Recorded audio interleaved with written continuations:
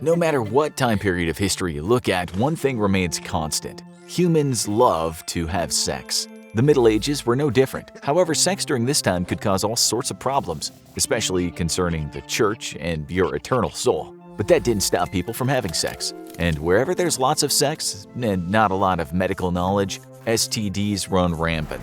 We're going to look at some of the worst STDs of the Middle Ages. Unfortunately, the problems don't stop there. The treatments for the STDs were sometimes worse than the infections themselves. Also in the Middle Ages, sexually transmitted diseases tended to be blamed solely on females. They were, after all, where original sin came from, according to the Christian Church. First, it's important to mention that sexually transmitted diseases have probably been around since the beginning of human civilization.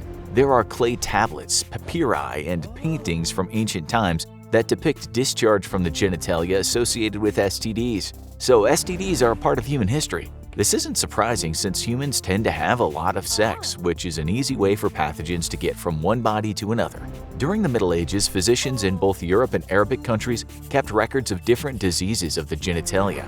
The naming conventions used back then were different from today, so scientists have had to hypothesize what the different STDs were based on the descriptions given in the past. The Christian Church promoted a lifestyle of abstinence in Europe. But just like today, abstinence is never an effective form of sex education or preventing STDs. Throughout history, prostitution, communal baths, and wars were all responsible for allowing sexually transmitted disease to proliferate among humans, and the Middle Ages were no different. What historians and scientists are able to discern from medieval texts is fairly limited. This is because it was taboo to discuss STDs or even sex itself during this time. A lot of the information we have comes from clergy members, as literacy among the common populace was rare. And as you might imagine, the clergy were not very well versed in sexually transmitted diseases during the Middle Ages. Most of the time, STDs were seen as a moral issue rather than a medical one. They were punishments for people who were living their lives outside the teachings of Christ. Unfortunately, those who were persecuted the most were females.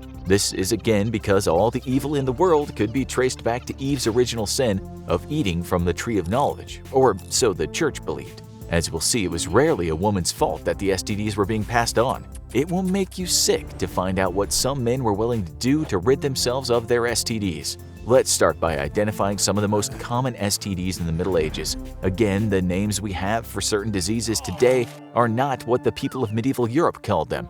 But through descriptions and symptoms, we have a pretty good idea of what was afflicting people at the time.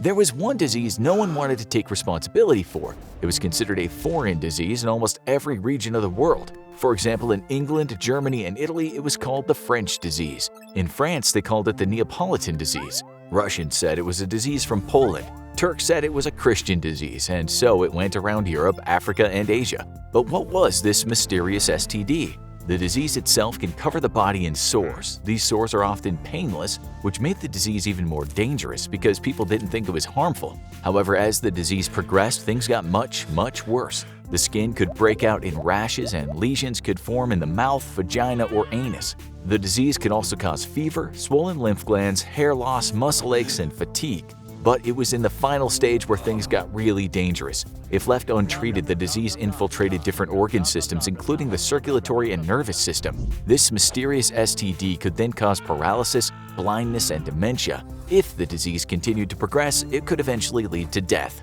So, what was this terrible sexually transmitted disease in the Middle Ages? The answer is syphilis. Regardless of what it was called in the Middle Ages, syphilis was one of the most prevalent STDs of the era. It transcended social class and gender. Obviously, social class determined what kind of treatment you could get for the STD, but none of them were effective at the time anyway, since physicians had no idea how pathogens worked. Syphilis was mostly spread through brothels and prostitutes, as the disease could be transmitted without the infected person knowing they had it. Also, it was in these establishments that lots of pious Christians went to engage in behavior that was frowned upon. It might have been more beneficial for the churches of the Middle Ages to focus their attention on medicine and science rather than on persecuting people for having sex. Another sexually transmitted disease of the Middle Ages was the burning sickness. The name itself sounds painful, and it most definitely was. This STD is better known as gonorrhea today. Although the name burning sickness does make a lot of sense because of the symptoms associated with this sexually transmitted disease.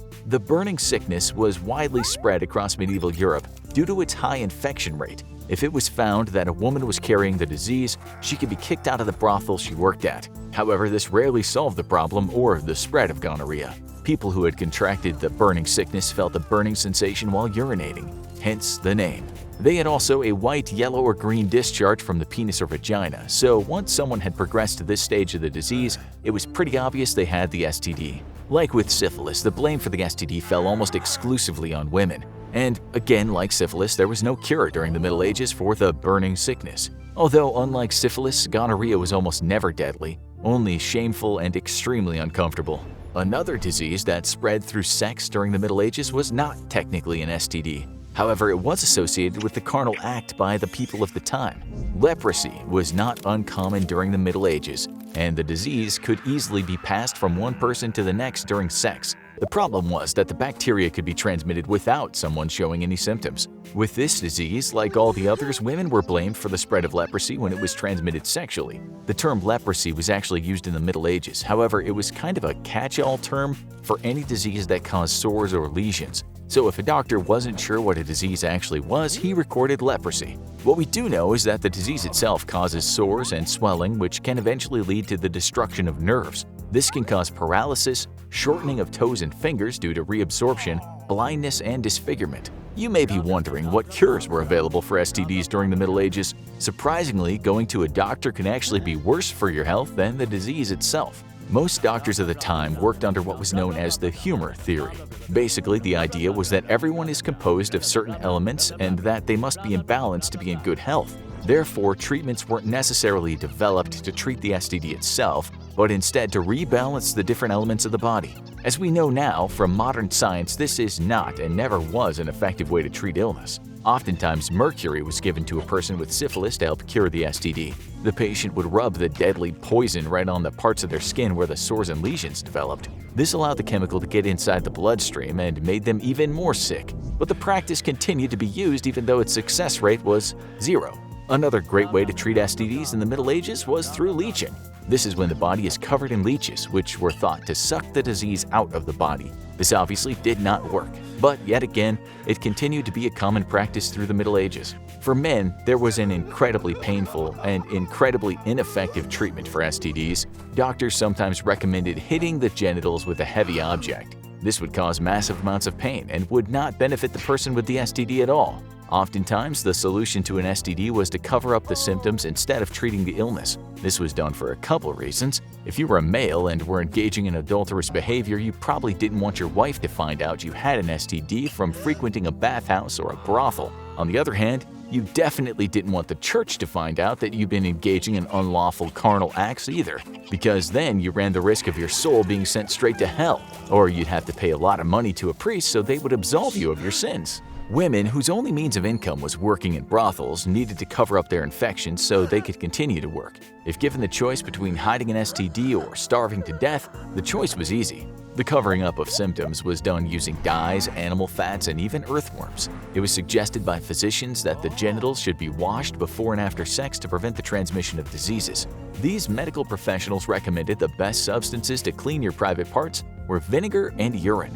These substances were thought to purify the area, but really they just made them smell bad. Surprisingly, there were some preventative methods that may have worked in the Middle Ages. In the 1500s, a man named Gabriel Fallopius developed a condom that could be used to prevent the spread of certain STDs like syphilis. The condom was made from linen that was soaked in chemicals. Accounts from the time say that out of the 1,100 men who used the primitive condoms, none contracted syphilis. We can't verify the validity of this experiment or if a rigorous scientific method was utilized, but the fact that there was a condom available during the Middle Ages is kinda neat. Out of everything we've discussed about STDs from the Middle Ages so far, there is one practice that was worse than all the others.